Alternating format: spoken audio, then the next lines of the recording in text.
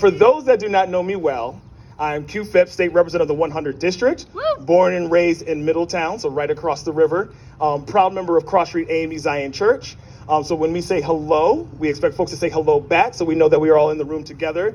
And the greater power that connects us all is make sure that the connection is deep. So we're going to try that one more time. So good afternoon, everyone. Good afternoon. There we go. Oh, it's the first thing I have to say to the numerous friends that invited me to speak at this first one. Thank you. Thank you. I said, and not to make it a partisan thing, because this truly wasn't partisan. I had close friends on both sides. So to everyone that invited me to speak and represent Middletown and a very, very close connection that our two towns and cities have, I just wanted to say truly thank you to everyone on both sides of the political aisle. So Juneteenth, just want to take that deep breath, right, to make sure that we can all hear that connection and hear that spirit that combines us all. Because as I drove across the Portland Bridge and went across the river is a really important signifier for a lot, right? The river is a place that typically is where you gather and create around life, right? It has food, it has water, it provides transportation. That's why both of our towns were built around this beautiful river, this Connecticut River that connects us all. But a river is hard to traverse. It's hard to get across sometimes, and there's things that may not always move from one side of the river to the other side of the river. Which is why I think about Juneteenth, where it's sometimes hard to get information across because there's something that blocks, there's something that makes it a little bit difficult. So when you have the Emancipation Proclamation and when you have the ratification of our Constitution and ending slavery, and it has to get all the way to Texas so that those that are enslaved know that they are free, that they can try to begin to live their lives after tremendous amounts of oppression and destruction, the destruction of the family unit, the taking of their names and their culture and their religion and their food. They have to know that they are free.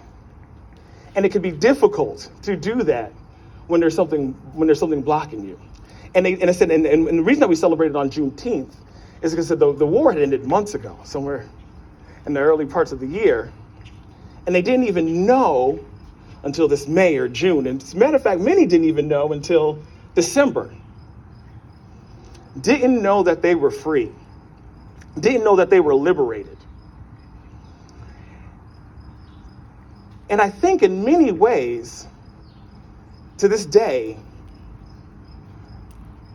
there's some of us in this country that don't realize the many ways in which we are still not free. We are still not liberated. So I challenge you to look at some of our things that we just take for granted. Look at our incarceration rates in the state of Connecticut.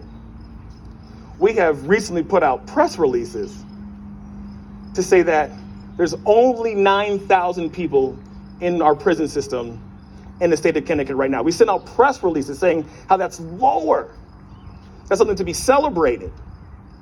In the country of Iceland, there's less than 200 people in the entire country. 300,000 people, less than 70 people in the entire country that are incarcerated. And in the state of Connecticut alone, we bragged about 9,000. I want to say that on the day of Juneteenth, some of us don't know that we are not free. I challenge us to look at a truly deep dive in our education. Because the number one thing that folks that are incarcerated have in common is illiteracy. If you teach someone to read, you teach them how to stay out of jail. The commonality is just that clear. It's just that powerful of a weapon and tool and a source of energy. You teach someone to read, you keep them out of jail. So I challenge you to go look at our either smarter balance rates or our graduation rates, both in my own hometown in Middletown, or right here in our own right town in Portland. And look at the rates of literacy and English language efficiency and look at it overall, and then look at it based off of race. And I'll give you a hint, you can't find the numbers. And we can talk a little bit later about why you can't find the numbers if you do it by race. And I will say again, if we are not teaching folks how to read, we are leading them into a short path into jail, meaning that we can never truly be liberated. You feel that in your stomach? It doesn't always feel good, right? This is supposed to be a celebration today on Juneteenth. But we can celebrate the progress that we have. We can celebrate that the news and the awareness is here, and then we can also continue to get to work to make sure that it changes. Yes. And that's really what we're here for today. And I will say this, I am truly, truly impressed. I really am. Walking down and seeing the tent, and seeing the bipartisanship, and seeing the care for early education with ACEs, and seeing the science center and the water park and how beautiful this space is, seeing folks of all ages. My own niece and nephew are here.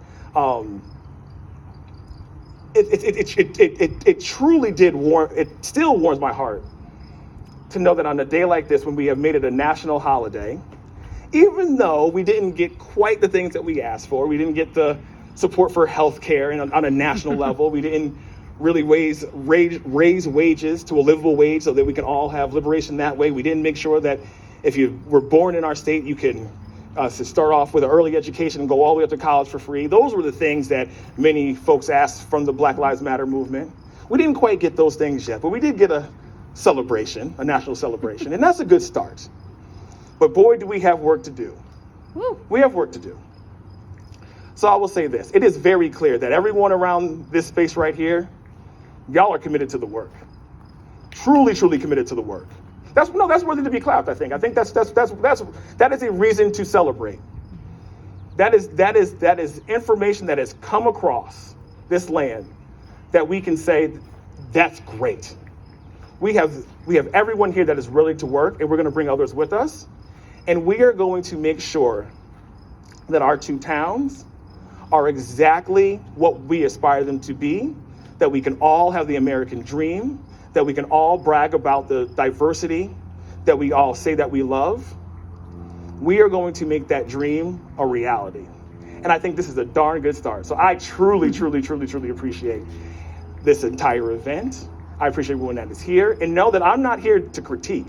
I'm here to say that I am standing here side by side in solidarity with you, to say that I am willing to work, I'm willing to do my part, and I'm here with you. We're gonna make this happen. But this is awesome. This is truly, truly awesome. Thank you.